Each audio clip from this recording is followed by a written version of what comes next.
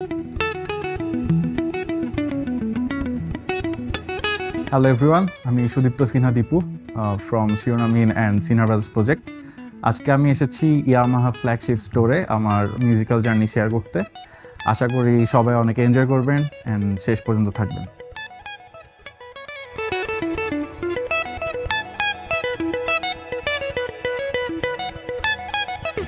আচ্ছা, early influence হচ্ছে একদম প্রথমে আমি ক্লাস 3-তে বাবা হচ্ছে আমার একটা গিটার কিনে দেয়, বাংলা গিটার ছিল এটা। তো আমাদের ফ্যামিলিটা হচ্ছে বেসিকলি একটা মিউজিক্যাল ফ্যামিলি।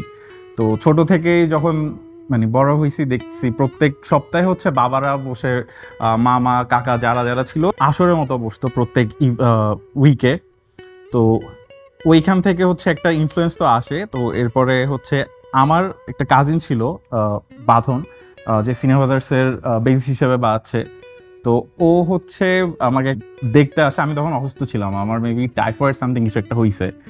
তো আমাকে দেখতে আসার পরে ওই গিটারটা ড্রয়িং রুমে পড়া ছিল অ্যান্ড ও হচ্ছে গিটারটা নেয়, নিয়ে জাস্ট এই প্লাকিংটা বাজাই।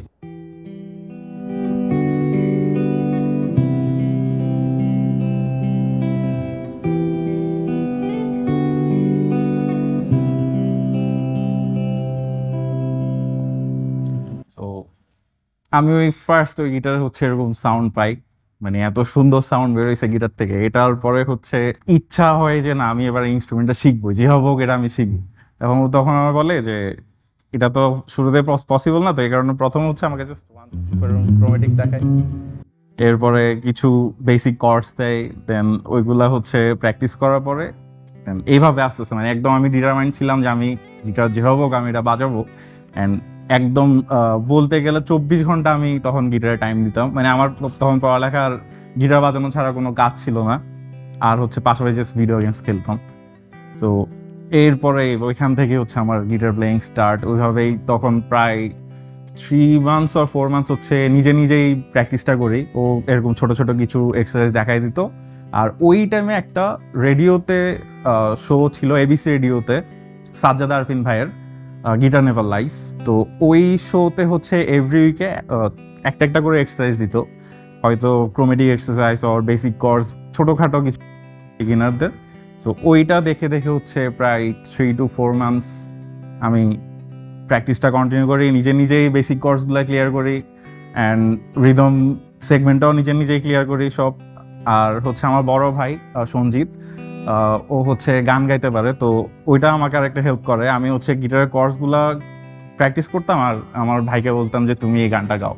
মানে ইন্টারনেট থেকে হচ্ছে বিভিন্ন গানের কোর্স বের করতাম।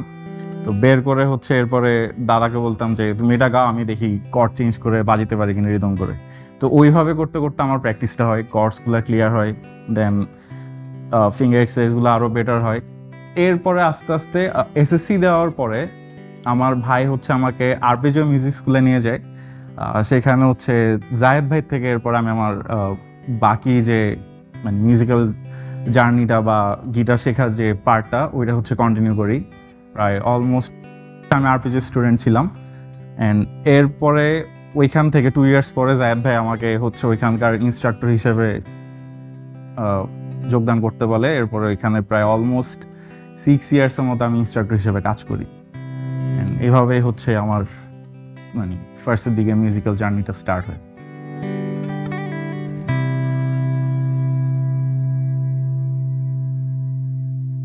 ওন কম্পোজিশনের মধ্যে বাতিঘর হচ্ছে আমার শিরোনামহীনের জন্য ফার্স্ট গান, যেটা টাইটেল সং হিসেবে থাকছে অ্যালবামে।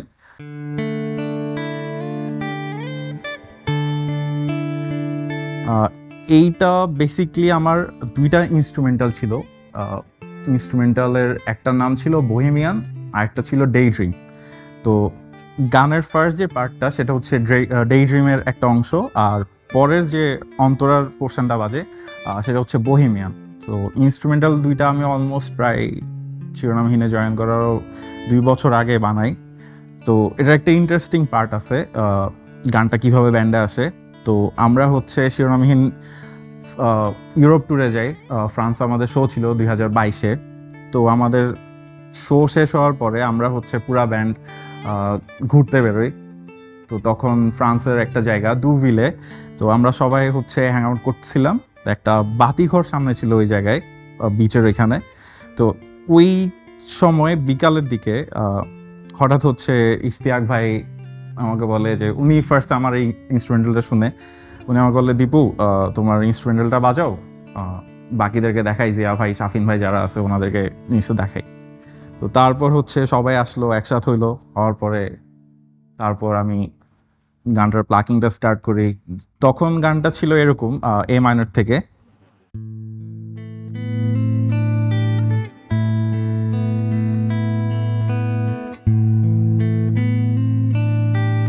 Something like that. তো এইটা বাজানোর পরে মোটামুটি সবাই অনেক পছন্দ করে, আর জিয়া ভাই হচ্ছে হবে চোখ বড় করে তাকে ছিল, এরপরে আমাদেরকে তাকে বলে এটা তো পুরাই বিদেশি।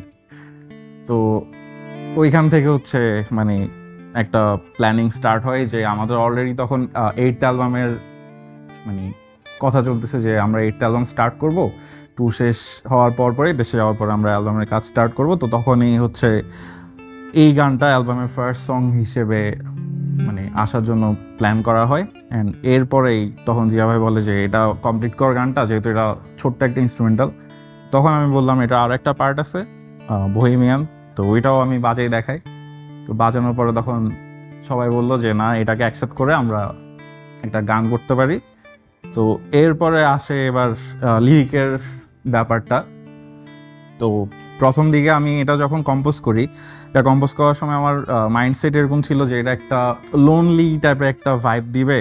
বহেমিয়ান হচ্ছে মানুষ যে যাযাবর যাকে বলে, যে এদিক সেদিক ঘুরে বেড়ায়, যার কোনো ওরকম কেউ নাই বা কোনো কিছু নিয়ে ওরকম ফিউচার নিয়ে টেনশন নাই। তো ওইটা থেকে হচ্ছে বহেমিয়ানটা আসে। আর এরপরের পার্টটা আসে ডে ড্রিম। তো ডে ড্রিমেরও কনসেপ্ট প্রায় সেম, যে লোনলি পার্সন, সে এদিক সেদিক ঘুরে বেড়ায়। তো ওইখান থেকে এরপরে হঠাৎ জিয়া ভাই একদিন বলে যে উনি একটা লিরিক লেখার পরে সেটা আমাকে দেখায়, অ্যান্ড ওটার নাম দেয় বাতিঘর। বাতিঘর হচ্ছে যে একটা মানুষ, এটা যে কাউকে রিপ্রেজেন্ট করে, এটা হচ্ছে বাবা হইতে পারে বা আমাদের টিচার হইতে পারে, যে হচ্ছে আমাদেরকে আলো দেখায়, কিন্তু এন্ড অফ দ্য ডে সে অনেক হচ্ছে একা, অ্যান্ড তার যাওয়ার কোনো জায়গা নেই, সে একটা জায়গায় স্টাক হয়ে আছে। যেমন বাতিঘর হচ্ছে একটা জায়গায় স্টাক হয়ে সবাইকে আলো দেখায়, পথ দেখায়, কিন্তু এন্ড অফ দ্য ডে সে একা একটা জায়গায় আটকানো। অ্যান্ড সমুদ্রের দেহগুলো হচ্ছে তার কাছে জাস্ট কোশ্চেন করে বা বিভিন্ন ধরনের আবদার করে, যেরকম আমরা আমাদের বাবাদের কাছে করে থাকি।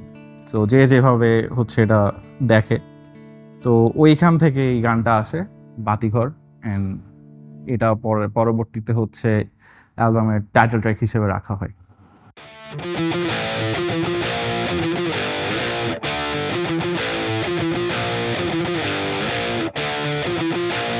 স্টেজে প্লে করার মতো আমার পছন্দের গান হচ্ছে দুইটা, একটা হচ্ছে বহেমিয়ান আর আরেকটা হচ্ছে আবার হাসিমুখ।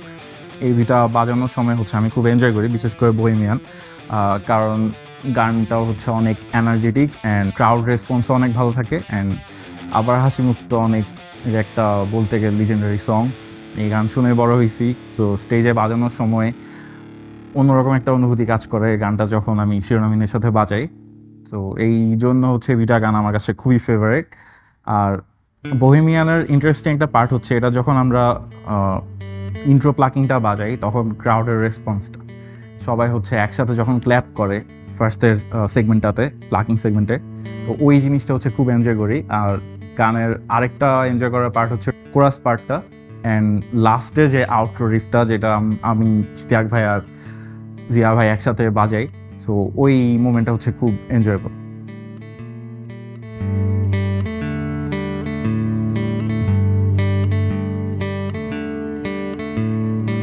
শেষে একটা কথাই বলার আছে সবার কাছে, যে ভালো গান শুনুন, পাইরেসি থেকে বিরত থাকুন।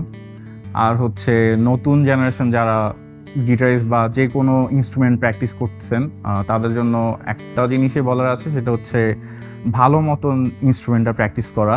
কারণ আমি নিজে একজন শিক্ষক, তো সেই ক্ষেত্রে হচ্ছে একটা এক্সপিরিয়েন্স থেকে যেটা দেখি যে অনেকের প্রথম দিকে কিছু ডেডিকেশন থাকে, এরপরে 1-2 মাস পরে ওই ডেডিকেশন আর দেখা যায় না। সো আমি সবার কাছে এটাই রিকোয়েস্ট করবো যে ডেডিকেশনটা যাতে শেষ পর্যন্ত থাকে, আর প্র্যাকটিসটা প্রপারলি করতে হবে। এই কোনো ইনস্ট্রুমেন্টে হচ্ছে কোনো শর্টকাট নাই শেখার, সো প্র্যাকটিসটা ডেইলি বেসিসে করা লাগবে অ্যান্ড খুবই টাইমলি জিনিসটা হচ্ছে প্র্যাকটিস করতে হবে। একদম এভরিডে জিনিসটা মানে যে কোনো ইনস্ট্রুমেন্ট যেটাই আমরা শিখি আমাদের এভরিডে প্র্যাকটিস করা উচিত। আর লাস্টলি একটা অ্যানাউন্সমেন্ট আমি দিতে চাই, সেটা হচ্ছে আমাদের শিরোনামহীনের 8th অ্যালবাম আসছে। অলরেডি একটা গান রিলিজ হয়ে গেছে, অ্যালবামটির নাম হচ্ছে বাতিঘর, অ্যান্ড ফার্স্ট ট্র্যাক আমরা যেটা রিলিজ দিয়েছি সেটা হচ্ছে বাতিঘর। অ্যান্ড এভরি মান্থে আমরা একটা করে গান রিলিজ দিতে থাকবো। সো হোপফুলি নেক্সট সং খুবই সুন আসবে। তো আশা করি সবাই আমাদের গানগুলো শুনবেন অ্যান্ড সাপোর্ট করবেন। Thank you.